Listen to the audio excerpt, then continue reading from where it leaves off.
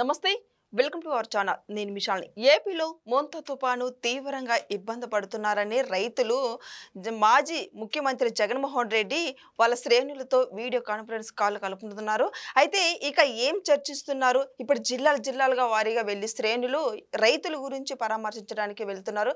కూటమి ప్రభుత్వం పూర్తిగా ఫెయిల్ అయిందని చెప్పి వైఎస్ఆర్సీపీ పార్టీ ప్రతి ఒక్కరు విమర్శిస్తున్నారు. దీని మీద పూర్తిగా విశ్లేషించడానికి మన స్టూడియోలో ఉన్నారు పొలిటికల్ అనలిస్ట్ శ్రీలీల గారు ఉన్నారు. వారిని అడిగి తెలుసుకునే ప్రయత్నం చేద్దాం. నమస్కారం మేడం. నమస్తే అమ్మా. మేడం, ఈ రోజున ఏపీలో తుఫాను తీవ్రంగా ఇబ్బంది పడి రైతులు నష్టపోతున్నారని చెప్పి జగన్మోహన్ రెడ్డి వీడియో కాన్ఫరెన్స్ కలపడం, ఇప్పుడు వాళ్ళ శ్రేణులతో మాట్లాడడం, జిల్లాలుగా వెళ్ళి వాళ్ళని పరామర్శించడం, వాళ్ళు పరామర్శించింది కాక మళ్ళీ ఇప్పుడు కూటమి ప్రభుత్వం పూర్తిగా ఫెయిల్ అయిందని వాళ్ళు విమర్శించడం, నిజంగా ఈ విమర్శలను ఏ విధంగా చూడాలి మేడం? ప్రజల కష్టాలు పట్టని ప్యాలెస్ వీరుడు మరి అదేదో సామెత చెప్తారు, దొంగల పడిన 6 నెలలకి కుక్కలు మరిగినాయి అని. నారా చంద్రబాబు నాయుడు గారు ఈరోజు కొత్తగా మొంతా తుఫాన్ ఏమి చాలా ఎంతో భయపడితే చాలా సింపుల్గా అది తీరం దాటిందని చెప్పి విన్నాం.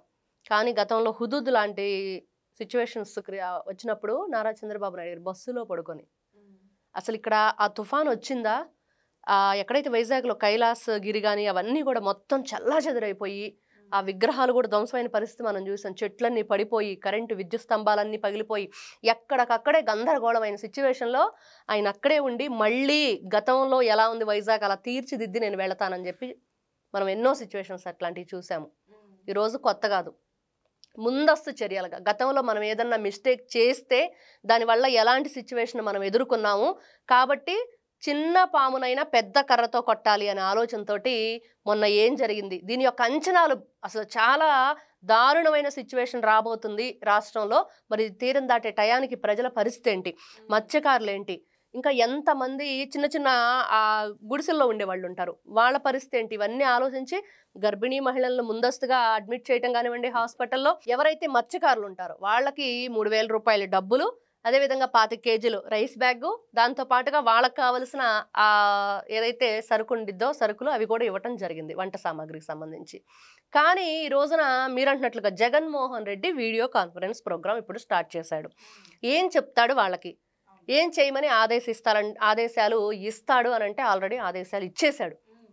2 రోజుల నుంచి చూస్తున్నాం మనం, 2 రోజులు కాదు అసలు. ఎప్పుడైతే ఈ తుఫాను గురించి మరి హోమ్ మినిస్టర్ కానివ్వండి, నారా చంద్రబాబు నాయుడు గారు కానివ్వండి, లేకపోతే డిప్యూటీ సీఎం పవన్ కళ్యాణ్ గారు, లోకేష్ గారు అందరూ కూడా మరి మంత్రుల్ని, ఎమ్మెల్యేలని, అక్కడ మండల స్థాయి నేతల్ని అందరినీ కూడా అలర్ట్ చేసి మరి కలెక్టర్లు సమావేశం పెట్టి వాళ్ళందరికి కూడా సూచనలు, సలహాలు, మరి పోలీసులు కూడా డిఎస్పీ వాళ్ళు లెవెల్ వాళ్ళు కూడా అక్కడికి వెళ్ళి మరి అక్కడ ఉన్న ప్రజలను అప్రమత్తం చేసి ప్రతి ఒక్కరు ఆ మైకులో వాళ్ళందరికి కూడా అలర్ట్ చేశారు. ఎక్కడికక్కడే ఆ ముప్పు ప్రాంతాల నుంచి అందరినీ కూడా తరలించారు పునరావాస కేంద్రాలకి.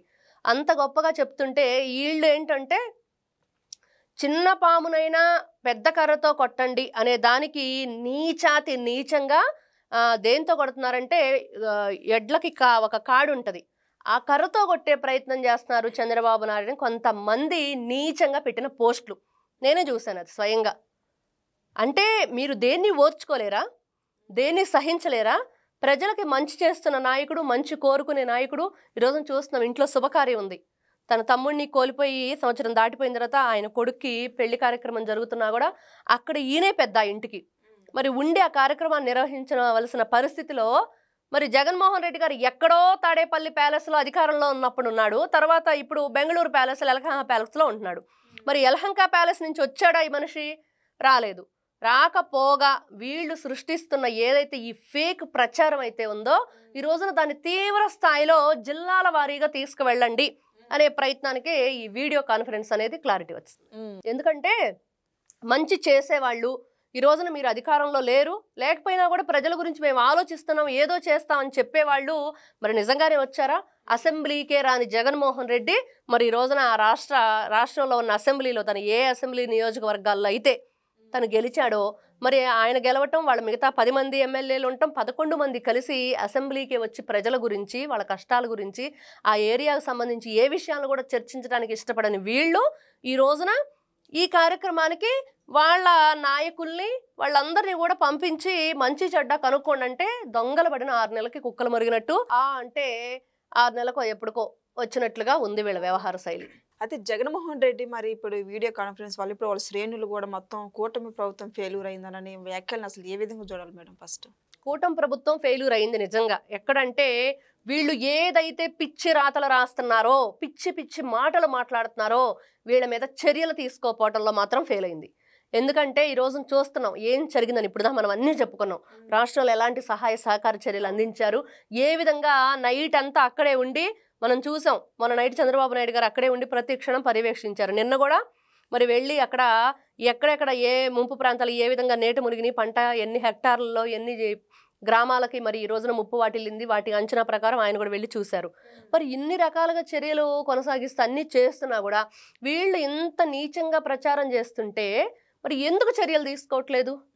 ఈ రోజున మళ్ళీ వీడియో కాన్ఫరెన్స్లు పెట్టుకొని విడుదల రజనీ వెళ్ళింది. క్షేత్రస్థాయిలోకి వెళ్ళి ఏం చేస్తుంది? గతంలో నేను మీ దగ్గర భూముల్ని ప్రభుత్వానికి ఒక రేటు చెప్పి నేను ఒక రేటుకి కొట్టేశాను, మీకు ఇంకా డబ్బులు విడుదల రజనీ విడతల వారీగా కడతానంటుందా వెళ్ళి? అదే చెప్పుకోవాలా? వీళ్ళు ఎంతసేపటికి మంచి చెయ్యరు, చేసే వాళ్ళ మీద పడి ఏడుస్తుంటారు. అది మాత్రం క్లియర్గా అర్థమవుతుంది. వీళ్ళు అధికారంలో ఉన్నప్పుడు అచ్చోసిన ఆంబోతుల్లాగా ప్రవర్తించిన తీరుకి ఒక మంచి చెడ్డ కానీ పెద్ద చిన్న అనేది ఒక జ్ఞానం అనేది లేకుండా వాళ్ళ మాట శైలి కానీ వాళ్ళ ప్రవర్తన వైనం కానీ ఏది బాలేదు. అసెంబ్లీలోనే వాళ్ళని చూసాం మనం. ఏంటి ముఖ్యమంత్రిగా ఉండి మరి ఎవరైతే జగన్మోహన్ రెడ్డి ఆ రోజున మాట్లాడిన తీరు, ఆయన నవ్వుకుంటూ కూర్చున్న పరిస్థితి, ఆ రోజున మరి ప్రతిపక్ష హోదా అంటే ఏంటో కూడా ఆ రోజున చెప్పాడు డైలాగులు వేసి నారా చంద్రబాబు నాయుడు గారి మీద. 23 ఉన్నారు, 5 లాగేసుకుంటే ప్రతిపక్ష హోదా కూడా ఉండదు, లోపలకు కూడా అడుగు పెట్టరు అసెంబ్లీలోకని. మరి ఈ రోజున కర్మ రిపీట్ అని చెప్పేసి బూమరాంగై భగవంతుడు మీకే అట్లాంటి పరిస్థితిని ఇచ్చాడు.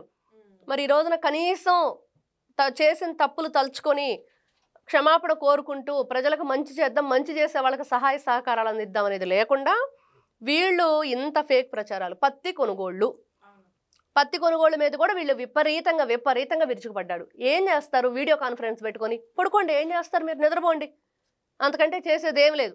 ఈ తుఫాను వల్ల రైతులు తీవ్రంగా ఇబ్బంది పడ్డారు, వాళ్ళని పరామర్శించాలి, వాళ్ళకి ఇప్పుడు మనం అండగా ఉండాలి అని అన్న ఇప్పుడు వీడియో కాన్ఫరెన్స్. ఈయన అండగా ఉండటం ఎలా ఉండిద్ది అయితే బంగారుపాళ్యంలో మామిడి పళ్ళు తొక్కిచ్చినట్లుగా అక్కడికెళ్ళి పొదిల్లో పొగాకు వేళ్ళు ఏ విధంగా అచ్చోసిన ఆంబోతుల్లో తొక్కేశారో, అక్కడికెళ్ళి గుంటూరులో మిర్చి రైతులను ఉద్ధరిస్తామని చెప్పేసి మిర్చి టిక్కీలు కొట్టేశారో ఇట్లా ఉండిద్ది. వీళ్ళ పరామర్శ ఎలా ఉండిద్దంటే ఇంకా వెళ్ళి మనం చూసాం అక్కడ తొక్కిసలాట జరిగి గందరగోళమైన సిచ్యువేషన్, అనుకోని సంఘటన జరిగితే తిరుమల తిరుపతి దేవస్థానంలో వీళ్ళు వెళ్ళి అక్కడ ఉన్న సెలైన్ క్యానల్స్ అవన్నీ లాగేసి ఆక్సిజన్ కూడా తీసేసి మనుషులను చంపే ప్రయత్నం చేశారు. వీళ్ళు ఏదైనా సరే పోయే ప్రాణాన్ని ఆపుదామనే ఆలోచన లేని వాళ్ళు, పోయే ప్రాణాన్ని ఎంత ఫాస్ట్గా తీసేద్దామనే ఆలోచన కలిగిన వాళ్ళు. కాబట్టి ఇట్లాంటి వ్యక్తులు ఏం చేస్తారు? వెళ్ళి రైతులకు అండగా ఏ విధంగా నిలబడదాం అనుకుంటున్నాడు జగన్మోహన్ రెడ్డి? అధికారంలో ఉన్నప్పుడు ఎప్పుడైనా అండగా నిలబడ్డా? ఈయన గ్రీన్ కార్పెట్లు వేసుకొని డయాసులు కట్టించుకొని వెళ్ళి ఏదో చూసామన్నట్లుగా అదేదో సైట్ సీయింగ్కి వెళ్ళినట్లు వెళ్ళాడు కానీ రైతుల పరామర్శకి వెళ్ళినట్లుందా జగన్మోహన్ రెడ్డి? ఆ రోజున ఏం చేశాడు? ఈ రోజున ఏం చేద్దామని వీళ్ళు అనుకుంటున్నారు? చేయాల్సింది చేసేసారుగా. ఇష్టానుసారంగా ఫేక్ ప్రచారాలు చేశారు, ఇష్టానుసారంగా మీ ఇష్టం వచ్చినట్లుగా నోటికి ఏదొస్తే అది మాట్లాడేశారు, చేతికి ఎలా రాయాలనిపిస్తే అలా రాసేశారు.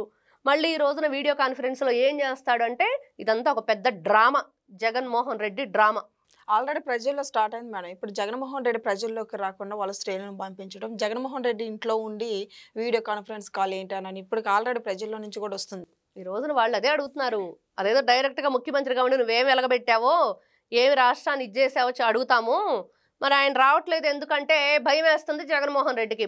ప్రజల్లోకి రావాలంటే భయపడుతున్నాడు. ఎందుకంటే గతంలో చేసిన తప్పులు ఎన్ని ఉన్నాయో అవన్నీ అడుగుతున్నారు. ఏ మొహం పెట్టుకొని వస్తాడు?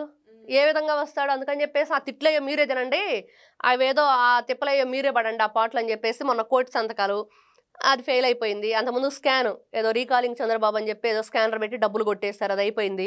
తర్వాత యువత పోరన్నాడు, రైతు పోరన్నాడు, అన్నీ కూడా ఫెయిల్ అయిపోయినాయి. ఎక్కడికి వెళ్ళినా మనుషులను చంపటం, తొక్కించడం, రాళ్ళు పెట్టి కొట్టడం, ఇంకా రకరకాల సిచ్యువేషన్స్ క్రియేట్ చేశాడు. మరి ఇన్ని రకాలుగా చేసిన జగన్మోహన్ రెడ్డి మరి క్యాడర్ను పంపించక ఈ లీడర్ వెళ్ళలేడు. ఇంకా క్యాడరే దిక్కు చివరికి.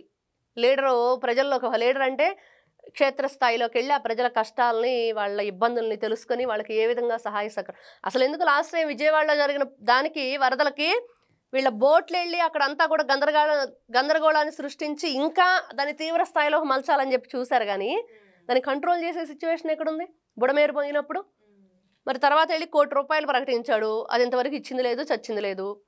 మరి ఇంకంతే ఇలానే ఉండిద్ది వాళ్ళ వాళ్ళ పరిస్థితి. ఏంటి అంటే ఈ రోజున ఏదో ఇవన్నీ కూడా మేకపోతు గాంభీర్యంలాగా రకరకాలుగా ప్రజలను ఏదో మేమేదో చేయడానికి చేస్తున్నాము, కానీ మేము చేయలేకపోతున్నాము అన్న పరిస్థితిని సిచ్యువేషన్ క్రియేట్ చేయడం తప్పించి ఈయనకి ప్రజల మీద ప్రేమ లేదు. జగన్మోహన్ రెడ్డి మరి అంత ప్రేమ గలవాడైతే మరి వచ్చేయచ్చు కదా ఇక్కడికి.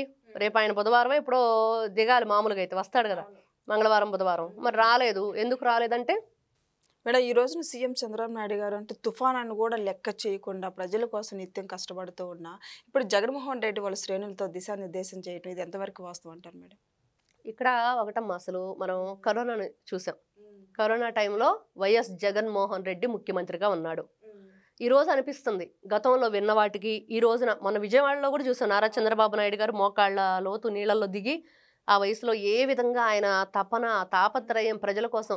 నిన్న ఒక ఈ చేతి వృత్తులు సంబంధించిన వాళ్ళు, హస్తకళ నిపుణులు వాళ్ళు ఉంటారో, హస్తకళ కార్మికులు, మరి ఆవిడ కన్నీటి పర్యంతం నిజంగా చాలా హృదయ విదారకంగా ఉంది ఆవిడ చెప్తుంటే. ఆవిడకి 200 బీపీ వచ్చి చనిపోయే పరిస్థితికి వచ్చి మరి వాళ్ళందరినీ కూడా పునరావాస కేంద్రాల్లో తీసుకొచ్చి వాళ్ళకి కావలసిన ఫుడ్డు, పసిపిల్లలకి పాలు, బ్రెడ్లు అన్నీ ఇచ్చి ఆవిడ చెప్తుంది నిండు 100 ఏళ్ళు 100 సంవత్సరాలు ఆయురారోగ్యాలతో చంద్రబాబు నాయుడు గారు ఉండాలి, ఆయన ఉన్నంత కాలం మేము చల్లంగా ఉంటాము అని. ఇంతకు మించి ఇంకేం కావాలి ఒక నాయకుడికి? ఎందుకంటే ఆ ప్రజలు ఏ విధంగా ఆయన ఆశీర్వదిస్తున్నారు, ఆయన ఉండాలని కోరుకుంటున్నారు, ఆయన ఉంటేనే మేము చల్లగా ఉంటామని ఆశిస్తున్నారో అది కదా కావాలి. మరి ఇట్లాంటి నాయకుడు కరోనా టైంలో ఉన్నట్టు ఎలా ఉండేది అసలు ప్రజలకి? పారాసెటమాల్ వేసుకోండి, బ్లీచింగ్ పౌడర్ చల్లుకోండి, లేకపోతే దానితో సహజీవనం చేయండి అని చెప్పిన నాయకుడు ఒక నాయకుడా? జగన్మోహన్ రెడ్డి అదే కదా చెప్పాడు. ఆ రోజున పరిస్థితి ఏంటి? వదిలేశాడు గాలికి. పడుకోండి, కళ్ళు మూసుకొని నిద్రపోండి. ఇప్పుడు చెప్తున్నాడు కదా కళ్ళు మూసుకుంటే 3 ఏళ్ళు ఇట్లే గడిచిపోయిద్దని. అట్టానే చేశాడు. అధికారంలో ఉన్నప్పుడే కళ్ళు మూసుకోండి. ఇప్పుడు కొత్తగా ఆయన చెప్పేది ఏం లేదు. అప్పుడే కళ్ళు మూసుకొని శుభ్రంగా తాడేపల్లి కొంపలో నిద్రపోయాడు.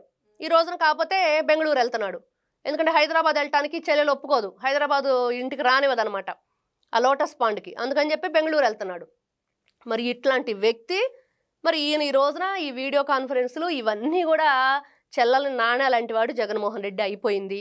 ఇప్పుడు మనం నారా చంద్రబాబు నాయుడు గారు నిజంగా ఆయన కరోనా టైంలో ఉంటే ఎలా ఉండేది అని అంటే ఈరోజు చూస్తున్నాం. ఆ రోజున మాస్క్ అడిగిన పాపానికి డాక్టర్ సుధాకర్ లాంటి మరణం విన్నాం. ఆ నోట్లో పేపర్లు కుక్కి మరి అమర్నాథ్ గౌడ లాంటి వాళ్ళని పెట్రోల్ పోసి తగలబెట్టిన తీరు. ఈ విధంగా చెప్పుకుంటూ పోతే ఎంతమంది ఎన్ని విధాలుగా మరి చనిపోయారు. మరి ఒక నాయకుడు ఉంటే ఎలా ఉండిద్ది, ఒక అసమర్థుడు పరిపాలన ఏ విధంగా ఉండిద్ది అనేది గీత గీసినట్టు క్లియర్ కట్గా ప్రజలందరూ కనిపించింది. కాబట్టే 151 నుంచి జగన్మోహన్ రెడ్డి రోజున 11కు పడిపోయాడు. అయినా కూడా నా బుద్ధింతే, మేము ఇలానే ఆలోచిస్తాము, మేము ఈ రోజున జగన్మోహన్ రెడ్డి ఆదేశాలు ఏంటి అంటే కూటమి ప్రభుత్వం మీద బురద జల్లటం, విషం చిమ్మటం. అదే ధ్యేయంగా ఈ రోజున వీడియో కాన్ఫరెన్స్ జరుగుతుంది. నమస్తే.